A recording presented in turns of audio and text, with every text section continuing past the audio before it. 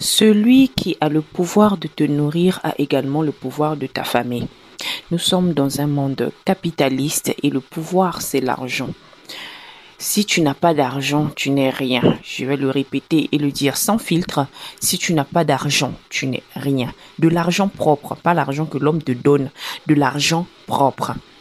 Depuis que j'ai fait la vidéo sur le fait qu'une femme mariée qui a un homme infidèle notoire doit être concentrée, j'ai reçu pas mal de messages.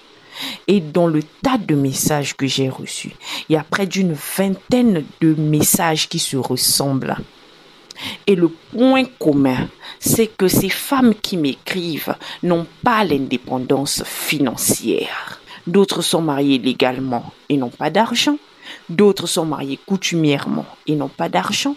D'autres ne sont même pas mariées, elles sont en copinage, en concubinage. Tout est entre les mains de l'homme. C'est l'homme qui a les moyens, c'est l'homme qui a l'argent, c'est l'homme qui donne l'argent du marché tous les jours. Et elle est là comme ça.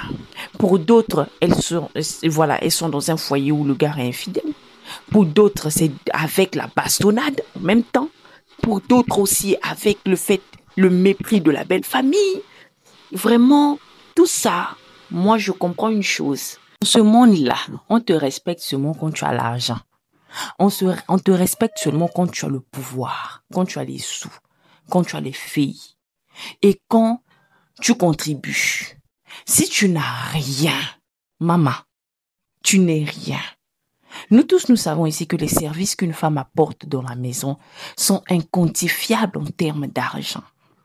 Elle dit une femme apporte tellement que son salaire, d'après les experts, devait dépasser le salaire d'un pilote. Tout ce que tu apportes n'est pas pécunier, ce n'est pas les sous. Donc, tu ne seras pas respecté ni par ton mari, ni par ta belle famille, ni même dans ta famille. Donc, pour celles qui ne sont pas encore dans les foyers, mesdames, un homme qui te dit, reste à la maison, je vais m'occuper de toi, des charges financières et tout. Refuse. Refuse. Parce que même si le gars est bien, même si le gars est respectueux, sa famille là ne va pas forcément te respecter. Et puis c'est humain. C'est-à-dire, si tu es quelqu'un et puis quelqu'un d'autre dépend totalement de toi. Et ta façon même de voir la personne sera différente. Toi-même, tu sais que tel que tu es là, la petite sœur que toi tu finances là, hein? Toi tu es sa grande sœur et puis elle est ta petite sœur là. Souvent tu lui donnes des tâches dégradantes.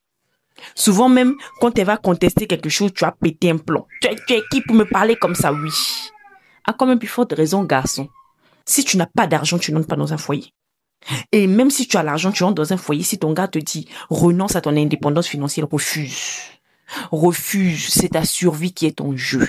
Vous aimez trop foyer, vous entrez, non, il m'a dit, je dois suivre. Tu suis là-bas, c'est là, tu vas voir Camilo Don Coco.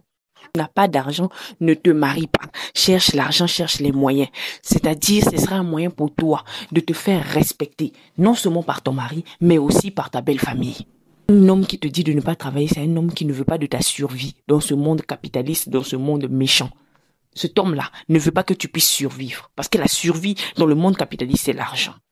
Maintenant, vous qui êtes déjà dans les foyers comme ça, restez concentrés s'il vous plaît. Tu es dans un foyer comme ça, où ton homme, lui qui a l'argent, et parce qu'il a l'argent, il est en train de te faire subir des calvaires, des souffrances atroces. Tu dois te relever.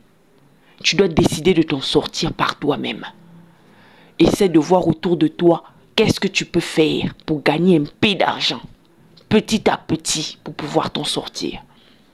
Ne reste pas là à pleurer seulement. Les pleurs ne vont pas régler ça. Oui, tu peux pleurer. Mais quand tu finis de pleurer, là, lève-toi, avance. Et même dans le cheminement, pendant que tu es en train d'avancer, là, si ça te fait mal encore, tu t'assois, tu pleures. Quand tu finis, tu te lèves, tu avances. Je compatis avec toutes ces femmes qui sont dans ce genre de situation. C'est très difficile, certes, mais prenez une décision et décidez d'avancer.